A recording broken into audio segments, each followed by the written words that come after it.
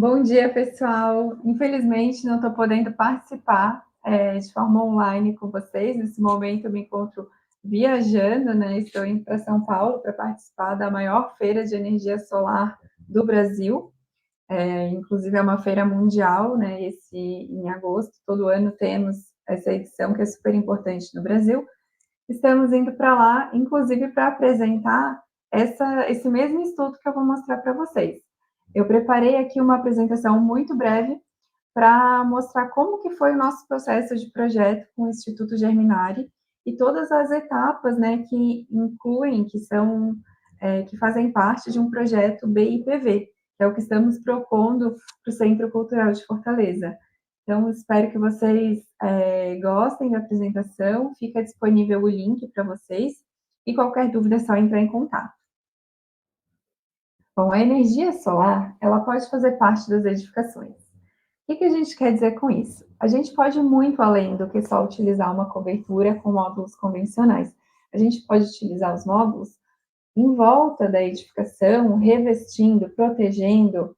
Temos diversas formas. Além das coberturas, a gente pode usar os módulos em fachadas, em brides, em pergolados. E quando a gente faz isso, a gente traz outras vantagens associadas.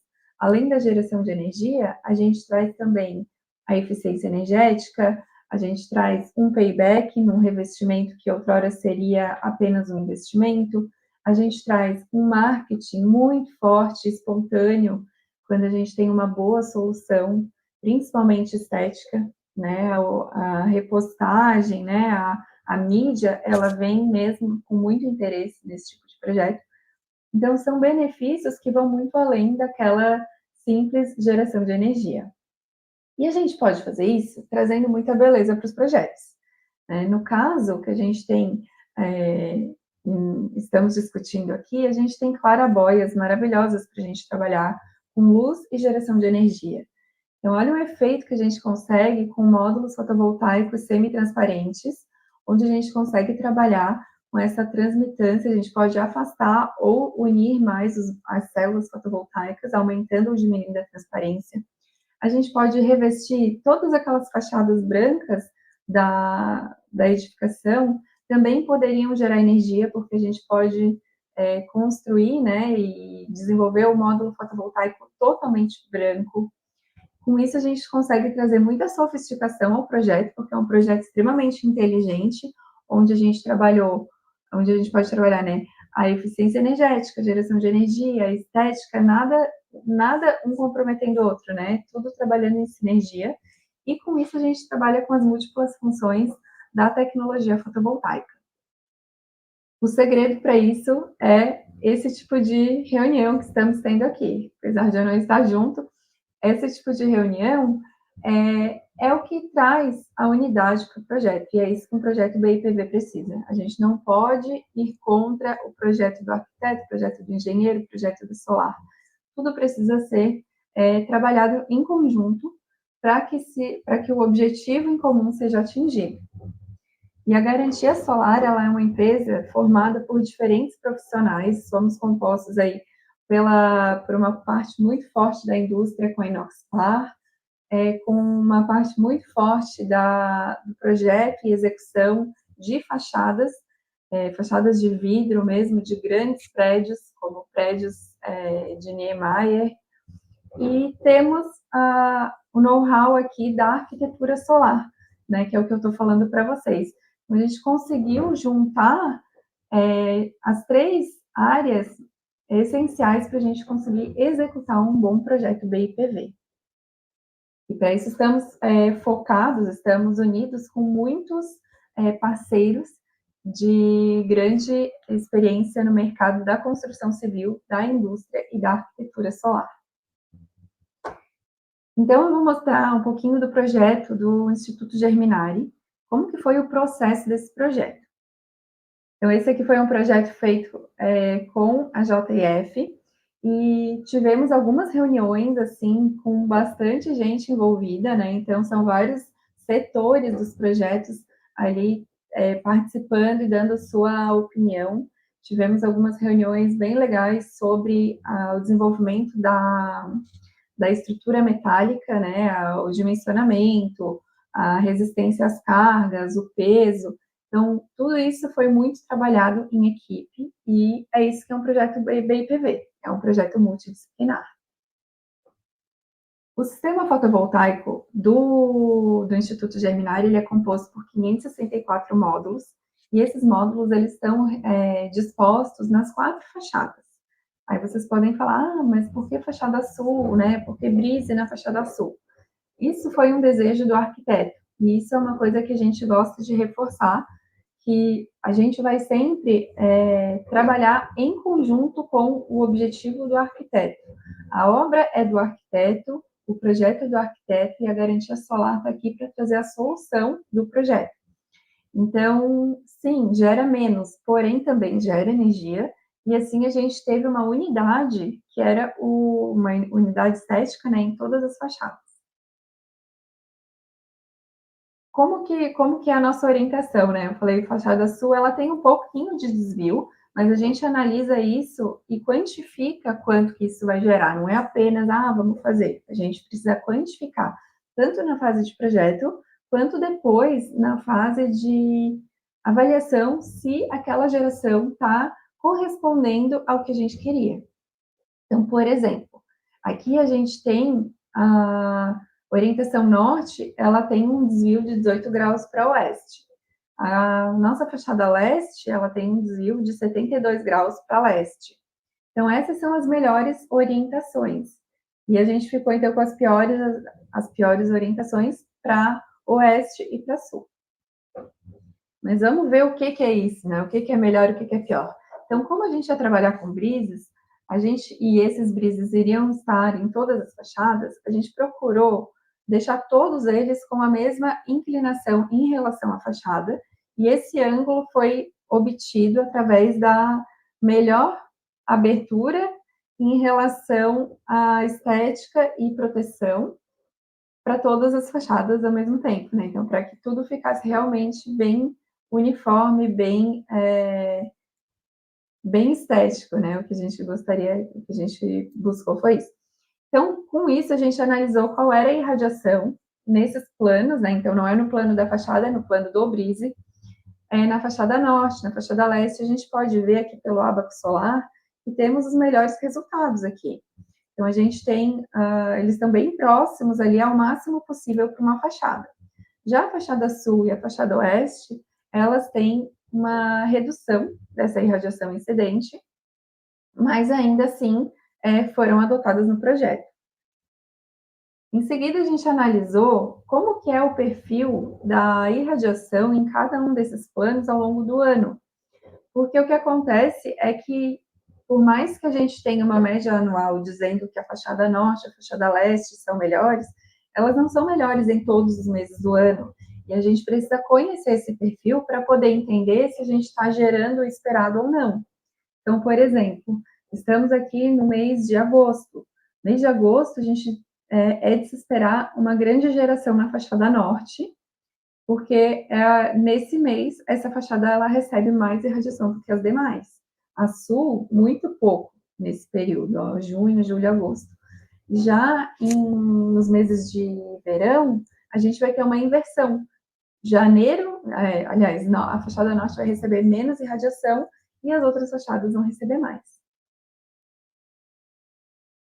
E aí a gente também avaliou o entorno. Nesse prédio em questão, a gente tem prédios em toda a volta, sendo que a fachada leste é a mais livre de sombreamento. Como a gente tem blocos construídos ao redor, então toda a parte inferior do nosso prédio, ela é comprometida pelo sombreamento. Mas, novamente, né, como era um desejo do arquiteto que o brise fosse até embaixo, a gente também seguiu esse padrão. O que a gente fez foi trabalhar com as strings, né, com a parte elétrica, para diminuir as perdas por esse sombreamento. Então, a gente analisou o sombreamento com máscaras de sombreamento, a gente consegue ver novamente para a fachada norte e a fachada leste, elas têm mais linhas aqui, essas linhas amarelinhas aqui, são os horários e os meses com sol. A gente consegue ver que a fachada norte tem bastante sol, a fachada leste também, já a fachada oeste, ela é mais bloqueada pela própria edificação. E nem foi incluída aqui a sombra causada por uma árvore grande que fica bem aqui no final da fachada oeste. Então, realmente, a fachada oeste, ela perde bastante por sombreamento. Em relação à posição dos brises, o afastamento que a gente colocou, ele garantiu um bom aproveitamento. Então, foi pouco auto-sombreamento de brise a brise. Então, na fachada norte, foram 10% mais ou menos de auto-sombreamento. Na fachada leste, nenhum auto-sombreamento. Na fachada oeste, em torno de 5% de sombreamento. E na fachada sul, em torno de 11% de sombreamento. Então, como ficou a comparação entre a geração energética estimada e a geração real? Era esperado que no ano inteiro, né, a estimativa inicial desse projeto estimou que esse projeto era para gerar 49.650 kWh por ano. Ele está coletando dados a partir de junho, então a gente não tem ainda como fazer uma comparação anual. Então, o que a gente fez foi avaliar esse período de junho a julho. Então, neste período, a expectativa era que a geração chegasse a 7.195 kWh nesses 61 dias. Isso dá uma média diária de 118 kWh por dia. Então, vamos ver como é que ficou isso na realidade. Aqui a gente tem linhas mostrando, cada linha é um inversor, né, um equipamento que está lá convertendo energia, e cada inversor está numa orientação. Então, a linha vermelha, ela está na orientação norte. Então, a gente consegue ver que realmente a norte está se destacando bastante em relação às demais. A gente também consegue ver nesse gráfico alguns pontos de baixa, né? Esses pontos de baixa são pontos de interesse para a gente, porque a gente precisa desconsiderá-los para a gente poder fazer um cálculo de média. Essas baixas foram desligamentos no momento de alguma manutenção nesse sistema. Aqui a gente consegue ver o somatório da geração em todos os dias que a gente coletou dados. Então, são todas aquelas linhas somadas. E aí fica bem nítido, né, que alguns dias a gente teve aquelas quedas de geração que ficaram ali mais ou menos na linha vermelha. A linha azul, ela mostra qual era a geração média esperada e temos em todas essas barrinhas, né, nosso alcance. Então, dá para perceber que a gente teve vários dias que até superaram essa expectativa e outros dias essa geração ficou próxima. Mas a gente precisa investigar o que aconteceu, o que acontece se a gente exclui aqueles dias com desligamento e como ficam essas médias. E o que a gente percebeu foi que a nossa geração fotovoltaica na fachada norte tinha sido subdimensionada. A gente gerou muito mais do que o esperado na fachada norte. 136% nos meses de junho e julho. Já na fachada oeste e na fachada sul, a gente teve menos geração do que o esperado, sendo que na fachada sul foi muito menos. Mesmo assim, na compensação, né, do que foi a mais na norte com o que foi a menos na sul, a nossa geração estimada e a geração real ficou com um percentual aí de 91% de acerto, né, 91,5% atingido em relação ao que era esperado de geração total no prédio. E aqui eu vou mostrar para vocês como foi o processo do projeto até a execução dessa obra.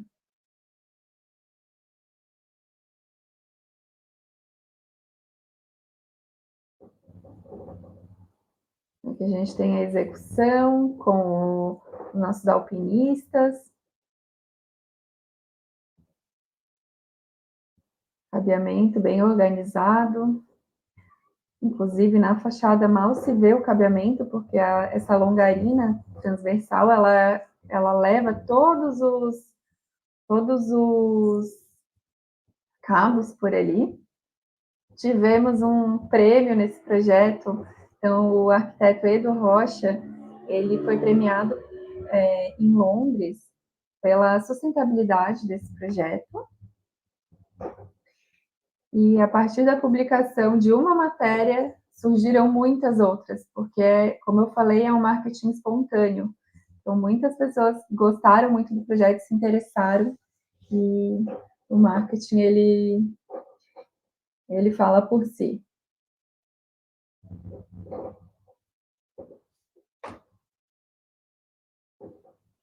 Então, para finalizar, uma mensagem: é urgente que a gente deixe os padrões construtivos do passado no passado, para focar em estratégias de projeto para um futuro mais sustentável.